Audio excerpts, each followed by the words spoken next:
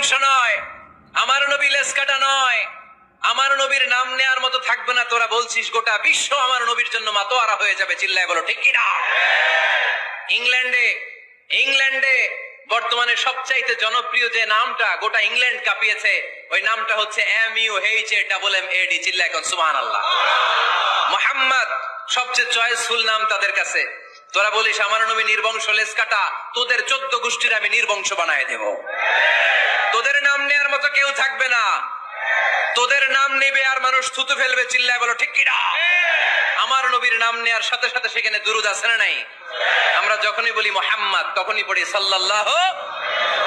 আল্লাহ আয়াত নাজিল করলেন, ইন্না শানিআকা ওয়াল আবতার। কি সুন্দর কথা। নবী হে, যারা আপনারা লেজ কাটা বলে, যারা আপনারা নির্বংশ বলে, আপনি নির্বংশ নন।